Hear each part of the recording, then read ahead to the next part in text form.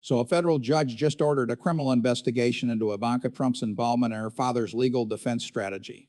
Not a civil inquiry, not a document review, a criminal investigation.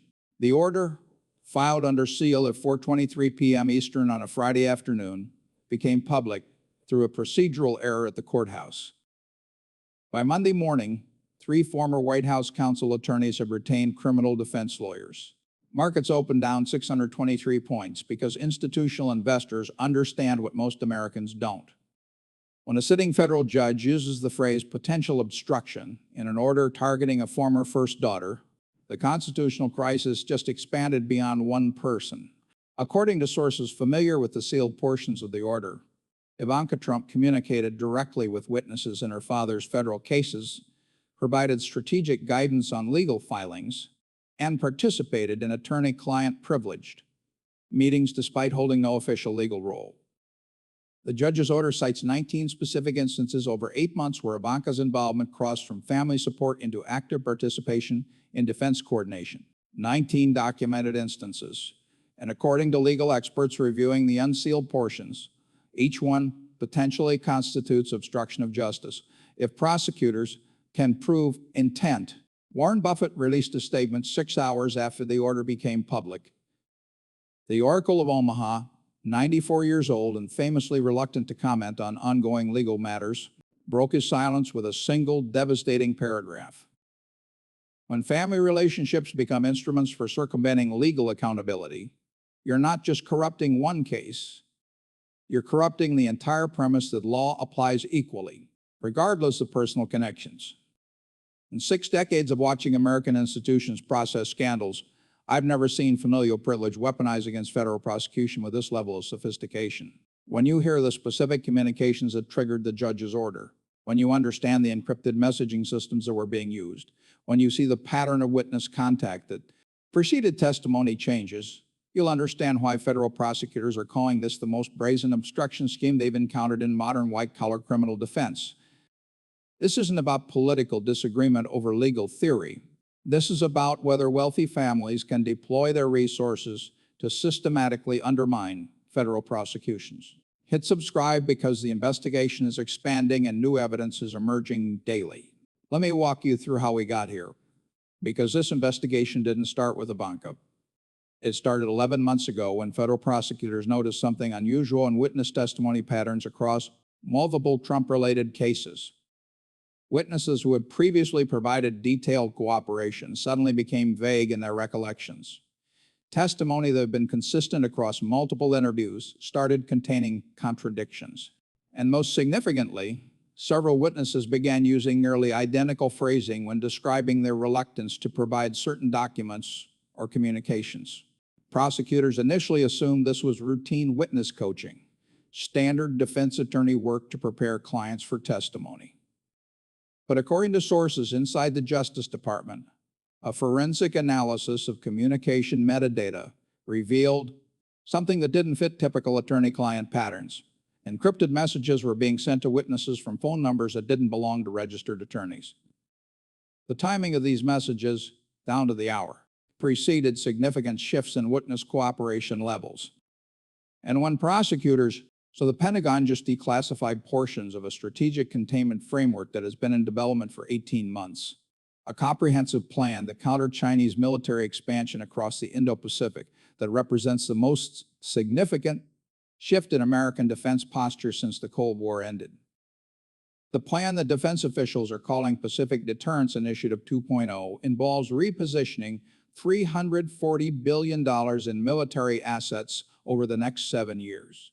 Establishing new bases in locations that have never hosted permanent American military presence, and building alliance frameworks with regional partners that will fundamentally alter the balance of power in contested waterways from the South China Sea to the Taiwan Strait. According to sources with direct access to the classified portions of the strategic assessment, officials from Indo-Pacific Command who provided detailed briefings to congressional defense committees. The framework is designed not to prevent conflict with China, but to make conflict so costly for Beijing that Chinese military planners conclude their regional ambitions cannot succeed at acceptable cost. The submarine deployments are already beginning. The missile defense installations are under construction, and the diplomatic negotiations with host nations are proceeding in parallel across 8 countries simultaneously. Warren Buffett, who spent 4 hours reviewing the declassified portions with former Defense Department officials and geopolitical risk analysts, released a statement that reframed what many observers were interpreting as standard military planning. In 94 years, Buffett said, "I have watched America make strategic commitments that were either bluffs or genuine." This is not a bluff. The scale of capital deployment, the complexity of alliance coordination, the timeline that extends beyond any single administration. This represents a generational commitment to contested presence in the Indo-Pacific. Markets need to price in what that means, not for next quarter's earnings, but for the next decade of global economic architecture. When you hear what the Pentagon is actually deploying, the specific capabilities being positioned in forward locations, the alliance structures being formalized through binding defense commitments, and the exact mechanisms through which this framework is designed to constrain Chinese options without triggering escalation, you'll understand why senior military strategists are describing this as the most consequential repositioning of American power since the fall of the Berlin Wall. Hit subscribe, because this is the strategic analysis the public briefings are deliberately not emphasizing. Let me give you the full context, because this plan didn't emerge from sudden crisis or reactive panic. It was the product of 3 years of systematic assessment conducted by Indo-Pacific Command, Pacific Fleet, the Office of Net Assessment at the Pentagon, and senior strategists across the intelligence community who concluded that the existing American military posture in the Pacific was becoming operationally obsolete in the face of Chinese capabilities that had evolved faster than American planning cycles had anticipated. The assessment that drove this framework was stark and based on wargaming scenarios that consistently produced outcomes defense planners found unacceptable. Chinese military modernization over the past 15 years had fundamentally altered the strategic balance in ways that conventional wisdom about American military dominance had failed to internalize. The People's Liberation Army Navy now operates more hulls than the United States Navy. Chinese shipbuilding capacity exceeds American capacity by a factor of 230 to 1, meaning Beijing can replace losses and expand capabilities at rates the United States cannot match through industrial mobilization. The deployment of DF-21D and DF-26 anti-ship ballistic missiles created what defense analysts call anti-access area denial. Zones extending 1,200 miles from Chinese coastlines. Zones where American carrier strike groups face engagement envelopes that didn't exist 2 decades ago. Chinese satellite networks, reconnaissance capabilities, and integrated air defense systems had created sensor coverage and targeting infrastructure that made the Western Pacific a fundamentally different operating environment than the one American war plans had been designed for. The problem wasn't that American forces couldn't operate in contested environments near Chinese territory. The problem was that operating in those environments would require accepting casualty rates and asset losses that American political leadership had no framework for explaining to domestic audiences. War games conducted at the Naval War College, scenarios run through Pentagon simulations. Exercises involving actual fleet movements consistently showed that defending Taiwan against Chinese invasion would cost the United States between 12 and 17 major surface combatants in the first 96 hours of conflict. Aircraft carrier losses in realistic scenarios range from 1 to 3, depending on Chinese tactical decisions and American operational choices. Submarine attrition rates approach levels not seen since World War II. And even in scenarios where American forces successfully prevented Chinese amphibious operations against Taiwan, the cost in lives, equipment, and long-term naval capability would fundamentally weaken American global military posture for a generation. The strategic community inside the Pentagon split into 3 camps in response to these assessments. One group argued for acceptance, concluding that Taiwan was not defensible at acceptable cost and that American strategy should shift toward managed accommodation with Chinese regional dominance. A second group pushed for massive defense budget increases to rebuild overwhelming superiority. Investments in the range of $200 to $300 billion annually, beyond current spending levels, to outbuild Chinese capabilities through sheer resource deployment. The third group, the one that ultimately shaped the framework now being implemented, argued for asymmetric repositioning. Don't try to match Chinese capabilities ship for ship or missile for missile. Instead, reposition American forces in ways that exploit Chinese vulnerabilities, complicate Chinese planning, and create operational dilemmas that Beijing's military cannot solve without unacceptable risk or political cost. The framework that emerged from 18 months of classified planning represents the most sophisticated application of this asymmetric approach that American strategists have attempted in decades. According to officials who participated in the development process, defense planners who contributed to the architecture across multiple agencies and service branches, the plan operates on 3 integrated layers that work together to create what Pentagon strategists are calling competitive, persistent presence, a concept that redefines how American military power projects into contested regions. Layer 1 involves dispersed forward positioning of smaller, more survivable platforms across locations that Chinese missiles cannot easily target, without triggering regional escalation dynamics that work against Beijing's interests. Instead of concentrating carrier strike groups in a few large bases like Guam or Okinawa, where Chinese DF-21D and DF-26 ballistic missiles can hold them at risk with targeting solutions that have been rehearsed in hundreds of exercises. The plan distributes attack submarines, littoral combat ships, unmanned surface vessels, Marine Corps expeditionary units, and forward-deployed fighter squadrons across facilities in the Philippines, Papua New Guinea, Palau, and potentially locations in Indonesia and Malaysia that are still under negotiation. The dispersal creates profound targeting problems for Chinese military planners. They would need to strike multiple sovereign nations simultaneously to neutralize American presence. Actions that would trigger alliance responses, bring nations into active conflict with China that currently maintain careful neutrality, and potentially activate mutual defense treaties that Beijing has worked for decades to keep dormant. The geographic spread forces China to choose between accepting American presence or escalating to regional war in order to eliminate it. That's not a choice Chinese leadership wants to make. The specific implementation details reveal how thoroughly Pentagon planners thought through the operational and political dimensions.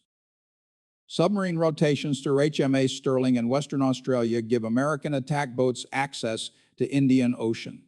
Approaches to the South China Sea without requiring permanent basing that might trigger Australian domestic political opposition. Marine Corps rotational deployments to Robertson Barracks and RAF Base Tyndall in Northern Australia create persistent presence under training exercise frameworks that became permanent through incremental expansion rather than single controversial decisions. Access agreements with the Philippines for enhanced defense cooperation at 5 locations, including Antonio Bautista Air Base in Palawan position. American forces 200 miles from disputed Spratly Islands, without requiring the kind of permanent installations that previous Philippine governments rejected as politically unsustainable. Layer 2 focuses on long-range precision strike capabilities positioned beyond the range of Chinese anti-ship missiles, but capable of holding Chinese targets at risk across the entire spectrum of military operations Beijing might contemplate. Ground-based hypersonic missiles deployed to northern Philippines, potentially at locations near Cagayan or Isabela provinces, with ranges exceeding 1,700 miles that can reach deep into Chinese coastal military infrastructure. Bomber rotations operating from Australia's RAF base, Tyndall and Diego Garcia, carrying AGM-15-8 CLRASM anti-ship missiles and JASSM land attack weapons that give American forces standoff strike capability against Chinese amphibious staging areas, naval facilities, and command nodes. Submarine launch capabilities, including new maritime strike Tomahawks with 1,000-mile range and future hypersonic conventional prompt strike weapons that create persistent threat to Chinese surface action. Groups without requiring surface vessel exposure to Chinese anti-ship systems. The architecture creates what strategists call reciprocal vulnerability through asymmetric means. If China can threaten American carriers with ballistic missiles fired from the Chinese mainland, America can threaten Chinese invasion fleets, naval bases, and amphibious assault forces with capabilities Beijing cannot easily defend against without diverting resources from offensive operations to defensive protection of their own assets and their territory. The mutual threat creates deterrence. without requiring American presence in areas where Chinese advantages are overwhelming. More importantly, it shifts the operational calculus. Chinese military planners who model invasion scenarios now have to account for American strike capabilities that can interdict amphibious operations from multiple vectors, from distances Chinese air defenses cannot cover, using platforms Chinese forces cannot easily locate or suppress. It changes invasion planning from difficult to potentially impossible at acceptable cost. Layer 3 involves alliance formalization. Through binding defense commitments, military integration, and shared capability development that makes American forward presence politically irreversible and operationally interdependent with regional partners in ways that create shared fate. Joint command structures with Japan that embed American targeting data into Japanese defensive operations through shared early warning systems, combined air defense networks, and integrated fire control systems that blur the line between American and Japanese military operations in any Taiwan contingency. Intelligence sharing agreements with Australia that make Pine Gap Satellite Ground Station and other facilities essential nodes in American early warning networks monitoring.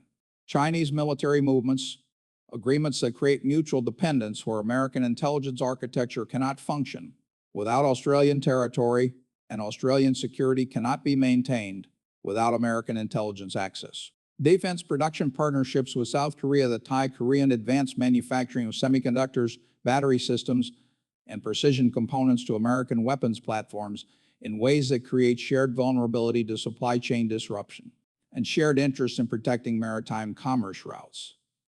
Training rotations and equipment pre-positioning agreements with the Philippines that normalize American presence through constant low-level military cooperation that accumulates into strategic dependence. Filipino forces using American communications equipment, American forces training Filipino units on American weapons systems, joint exercises that create operational interoperability, making it increasingly difficult for Manila to sever military cooperation without degrading its own defensive capabilities. The integration is designed to be irreversible, not through formal treaty obligation alone, but through practical operational interdependence that makes separation more costly than continuation. The framework is designed to make Chinese military options worse across every scenario Beijing might consider. Want to invade Taiwan? You now face American submarines operating from distributed locations that can interdict invasion. Fleets without exposing vulnerable carriers to Chinese missiles. Want to pressure the Philippines or Vietnam over disputed territory? American expeditionary forces are already operating from those nations under formal defense agreements, that is, trigger treaty obligations that China uses force. Want to isolate Japan economically through naval blockade? American long-range strike systems positioned throughout the region can hold Chinese ports and supply routes at equivalent risk. Every Chinese option now triggers American responses that were previously limited by geography, force positioning, and alliance ambiguity. The repositioning removes the ambiguity and changes the geography. Implementation began 8 months ago, quietly, with minimal public discussion, carefully structured to avoid triggering Chinese escalation before defensive capabilities were in place to manage whatever response Beijing might choose.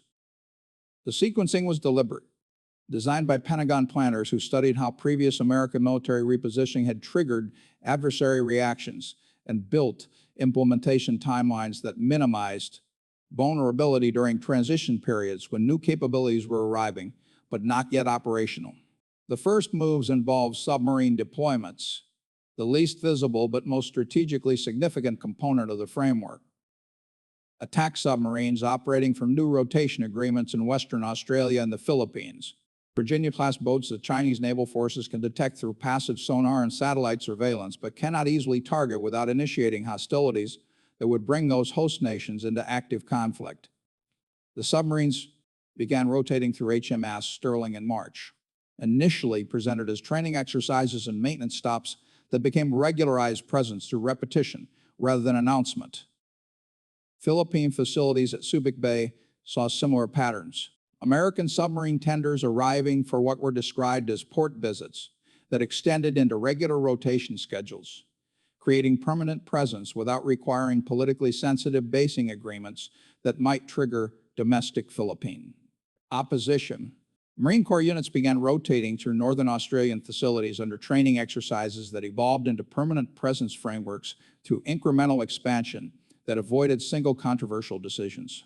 The Marine Rotational Force Darwin started with 2,500 personnel for 6-month rotations. It's now 4,000 personnel on 9-month deployments with pre-positioned equipment that includes artillery systems, anti-ship missiles, and logistics infrastructure supporting extended operations. The expansion happened gradually enough that no single increase triggered major political opposition in Australia. But cumulatively, it represents the largest permanent American military presence in Australia since World War II. Missile defense installations in Guam received $8.3 billion in upgrades and expansions that increased defensive capability against Chinese ballistic missile threats from medium confidence in interception to high confidence across multiple simultaneous attacks. The Aegis Ashore system there now includes SM-3 Block IA interceptors with range and capability that didn't exist when the framework planning began. The Terminal High Altitude Area Defense Battery was reinforced with a second fire unit, and the early warning radar infrastructure was upgraded with systems that can track hypersonic threats that previous generation sensors would miss entirely. Diplomatic negotiations with Papua New Guinea, Palau, and potentially the Solomon Islands produced agreements allowing American military access to facilities that had never hosted permanent foreign forces. Agreements that were structured to avoid the appearance of military occupation while creating the substance of persistent presence. In Papua New Guinea, the Defense Cooperation Agreement signed in May gives American forces access to Lombrum Naval Base on Manus Island and 4 airfield locations for operations, maintenance, and pre-positioning of equipment. The agreement carefully specifies that PNG retains sovereignty, that American presence is rotational rather than permanent, and that host nation approval is required for specific deployments.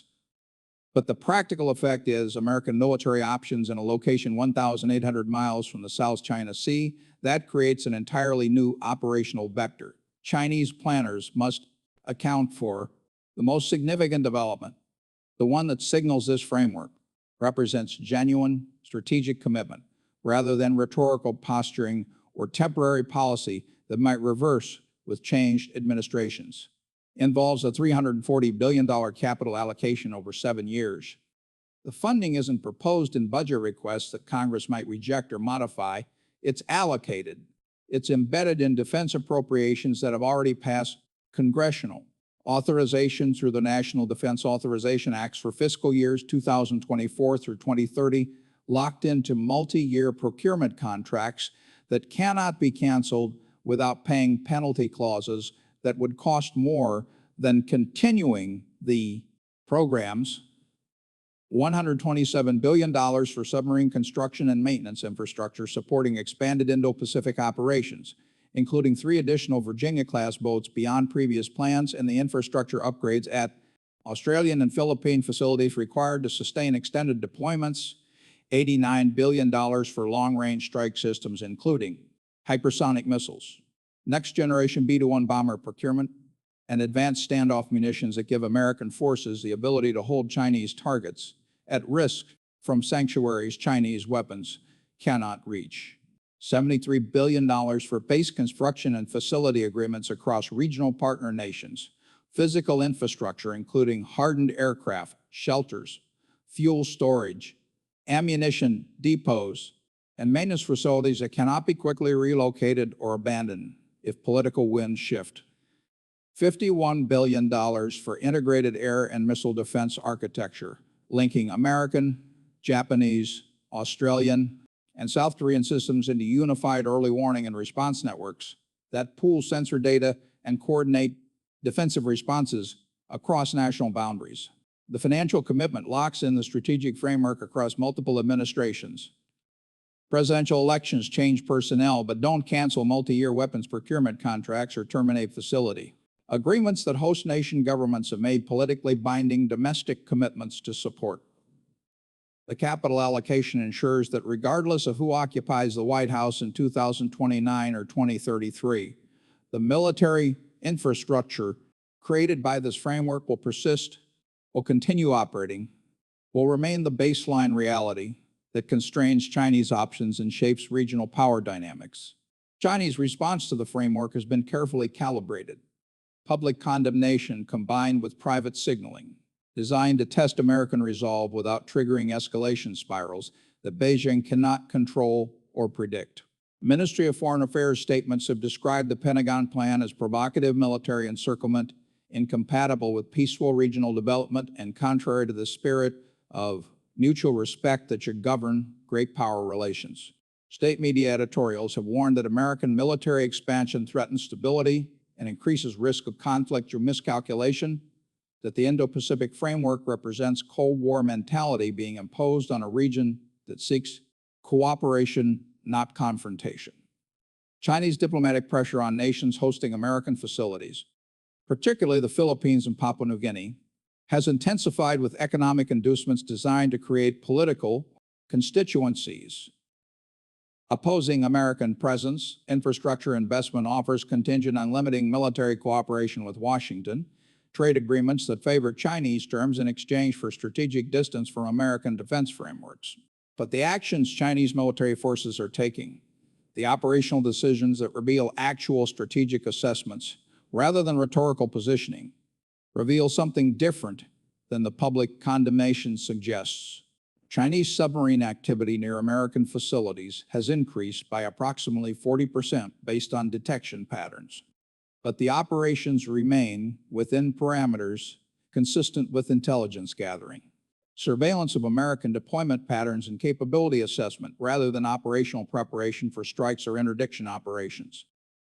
Chinese naval exercises in contested waters have become more frequent, with People's Liberation Army Navy conducting major drills in the South China Sea at rates 30% higher than previous baseline levels. But these exercises have carefully avoided direct challenges to American vessels, maintaining separation distances and communication protocols that prevent incidents that might trigger unintended escalation. Chinese diplomatic engagements with regional nations have shifted from demands that host countries reject American presence outright toward more sophisticated proposals for economic partnerships that might reduce dependence on American security guarantees over time. Belt and Road infrastructure investments are being targeted specifically at nations that have signed defense cooperation agreements with the United States, creating economic relationships that Beijing hopes will eventually translate into political pressure for those nations to reconsider American military access. The approach recognizes that immediate confrontation over the framework is likely to fail and that longer-term competition for regional influence offers better prospects for undermining American position. Warren Buffett's statement, released through Berkshire Hathaway's annual letter in an unusual section dedicated to geopolitical risk assessment, captured the economic implications with his characteristic precision about how capital should interpret strategic commitments. Markets generally ignore military posturing, Buffett wrote, because most military posturing is precisely that posturing designed for domestic political consumption rather than genuine strategic commitment. The Pentagon's Indo-Pacific framework is different. The capital deployment is real. The alliance structures being formalized create binding commitments of future administrations cannot easily abandon, and the operational capabilities being positioned create persistent presence that changes the cost-benefit analysis for any nation considering military options in contested regions. This matters for investment decisions in ways that extend far beyond defense contractors, supply chain resilience, manufacturing location, infrastructure development. All of these calculations now need to account for a Pacific region where American military presence is not declining but expanding, not consolidating but dispersing, not hedging but committing. That changes the risk profile for every major economic decision involving Asian markets. The market response to Buffett's analysis revealed how quickly institutional investors were reassessing their assumptions about Indo-Pacific stability and American strategic commitment. Defense sector stocks rallied an average of 7.3% the week following the framework's declassification as investors priced in the multi-year procurement contracts, the $340 billion allocation guaranteed. But the more significant movement occurred in broader market segments tied to supply chain assumptions. Manufacturing companies that have been planning production relocations to Southeast Asian nations saw equity valuations increase, as investors concluded that American military presence reduced the risk of Chinese military coercion, disrupting those facilities. Shipping companies operating Pacific routes experienced stock price increases reflecting lower assessed risk of conflict disrupting maritime commerce, and technology firms with semiconductor production concentrated in Taiwan saw volatility decrease as analysts concluded the framework made Chinese military options against Taiwan operationally more difficult and politically more costly. The cascading strategic implications are reshaping defense planning across allied and competitor nations in ways that will persist for decades. Japan has announced its largest defense budget increase since World War II, directing resources specifically toward capabilities that integrate with American systems under the framework, advanced anti-ship missiles, submarine expansion, and air defense networks that share targeting data with American platforms. Australia is accelerating its nuclear submarine acquisition program, a capability that only makes strategic sense if Australian forces are operating as integrated components of American Indo-Pacific presence rather than independent defensive forces. South Korea is expanding its ballistic missile defense architecture in ways that complement American systems despite Chinese economic pressure to maintain strategic distance from American military infrastructure. European allies are beginning to recognize that American strategic focus is shifting decisively toward the Pacific, creating pressures for Europeans to assume greater responsibility for their own defense and deterrence against Russian threats that American forces previously provided. NATO planning documents are being rewritten to account for reduced American force availability and European contingencies. European defense budgets are increasing, and discussions about European strategic autonomy that were previously rhetorical exercises are becoming operational planning requirements. China's strategic options are being constrained in ways that don't prevent Beijing from pursuing its regional ambitions, but do make those ambitions more expensive, more risky, and more likely to trigger responses that undermine rather than advance Chinese interests. The framework doesn't make Chinese invasion of Taiwan impossible. It makes that invasion far more costly in lives, equipment, and international standing than Chinese military planners previously assessed. The framework doesn't prevent Chinese pressure on regional nations over disputed territories. It ensures that pressure now occurs in an environment where those nations have alternatives, where American presence provides security guarantees that reduce their dependence on Chinese goodwill, where resistance to Chinese demands becomes more viable than it was when nations faced Chinese power without credible external support. The most profound consequence may be the psychological shift the framework creates in how regional nations approach their relationships with Beijing and Washington. For 2 decades, the strategic consensus among Southeast Asian nations was that China's proximity, economic centrality, and growing military power made accommodation inevitable, that resisting Chinese preferences carried costs that American commitments could not offset, that the long-term trend favored Chinese dominance regardless of American rhetoric about Indo-Pacific engagement. The Pentagon framework challenges that consensus by demonstrating commitment through irreversible capital deployment, binding alliances, and persistent presence that cannot be withdrawn through political pressure or changed administrations. Nations that were hedging their strategic alignments now have concrete evidence that American presence is not a temporary aberration but a generational commitment. The question that defense analysts are now debating, the question that will shape how this framework evolves over the coming years, is whether the repositioning succeeds in creating stable deterrence or instead accelerates dynamics that make conflict more likely. The optimistic assessment, the one that Pentagon planners are operating under, is that demonstrating American capability and commitment to contest Chinese military options will convince Beijing that aggression cannot succeed and that stability is better served through diplomatic competition than military confrontation. The pessimistic assessment warns that creating competitive, persistent presence may convince Chinese leadership that their window of opportunity is closing, that if they're going to act on their regional ambitions, they need to move before American capabilities become fully operational, creating incentives for aggression during the transition period while defenses are still being positioned.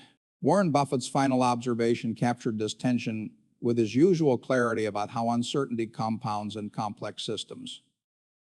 Deterrence works, Buffett concluded, until it doesn't, The Pentagon framework creates capabilities that should make Chinese military options prohibitively costly. Should is doing heavy lifting in that sentence. We're betting $340 billion that Chinese leadership will respond to enhanced costs by choosing restraint rather than urgency. That bet may prove correct. History suggests it usually does. But history also reminds us that great powers sometimes make catastrophically irrational decisions when they perceive their strategic position deteriorating. Markets can price in the capabilities the framework creates. Markets cannot price in the decision-making processes of leaders who may conclude that acting now, despite the costs, is preferable to accepting permanent constraints in their ambitions. That's the uncertainty investors need to acknowledge, not whether America is serious about Indo-Pacific presence. That question is settled. Whether that seriousness creates stability or accelerates instability remains genuinely unknowable. The Pentagon's plan is revealed. The strategic commitment is real. The capital is allocated. The alliances are formalizing. The submarines are deploying, and the balance of power in the Indo-Pacific is shifting. Ways will define global security architecture for the generation ahead. Whether that shift creates the stable deterrence American strategists envision or try. Pessimist fear will be determined not by capabilities alone, but by the decisions leaders in Washington and Beijing make in moments of crisis, when military options and political pressures converge. The framework has changed what's possible. What remains uncertain is what choices will be made within those changed possibilities.